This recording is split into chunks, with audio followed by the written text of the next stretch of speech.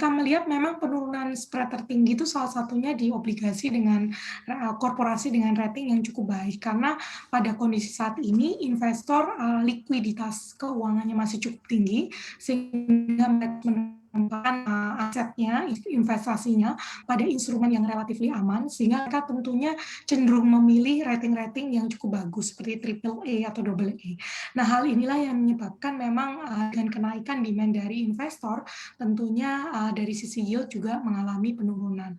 Namun tetap kita lihat memang kalau dibandingkan dengan SBN tentunya spread-nya jadi lebih mengecil, tapi kita melihatnya adalah dari sisi bahwa SBN ini juga memiliki satu volatilitas yang cukup tinggi karena kita melihat potensi dari recovery ekonomi khususnya di global itu akan mau tidak mau akan terjadi sehingga dengan adanya recovery ekonomi ini akan mendorong untuk adanya tendensi atau kecenderungan kenaikan yield dari US Treasury dan ini berimbas pada kenaikan yield dari pasar obligasi pemerintah. Nah, ini tentunya memunculkan satu volatility di harga investasi. Jadi, inilah yang membuat investor tetap memiliki preferensi untuk berinvestasi di obligasi-obligasi korporasi tentunya yang memiliki rating yang baik.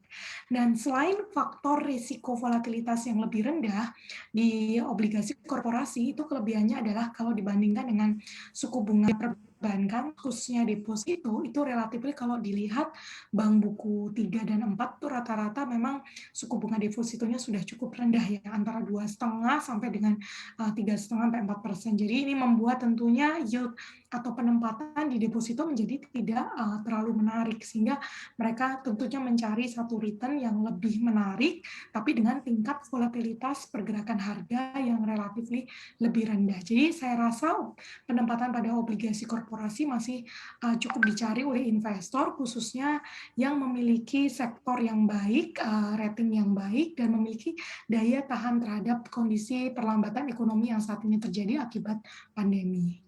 Ya, jadi masih cukup relevan sebetulnya ya kalau kita bandingkan dengan deposito dan yang lainnya. Tapi kalau kita berkaca dari kasus-kasus sebelumnya, ada beberapa kasus gagal bayar obligasi korporasi. Kira-kira ini juga mempengaruhi nggak sih untuk minat investor masuk ke obligasi korporasi?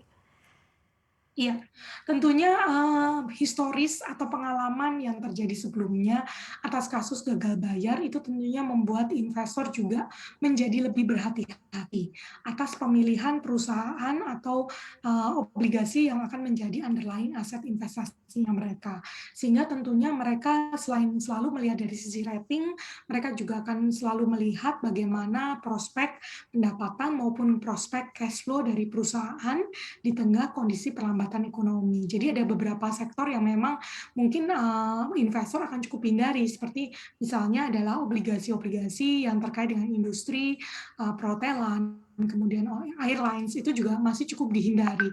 Kemudian juga dengan retail. Jadi mereka lebih memilih obligasi-obligasi yang underlying investasinya itu bisnis atau cash flow stream-nya itu tidak bisa bertahan seperti misalnya dari sisi telekomunikasi karena kalau dilihat paket data masih dibutuhkan, kemudian sisi sektor kesehatan, di mana pertumbuhan penjualan di sektor ini juga masih cukup baik, dan sektor perbankan yang masih bisa memberikan satu yield return dan cash flow stream yang sangat baik gitu. Jadi istilahnya risiko default akan selalu ada, namun bagi investor mereka akan selalu lebih berhati-hati dan lebih selektif dalam memilih obligasi korporasi menjadi underlying mereka. Jangan lupa untuk menginstal aplikasi CNBC Indonesia yang tersedia di App Store dan Play Store untuk terus mengikuti perkembangan berita ekonomi dan bisnis terkini.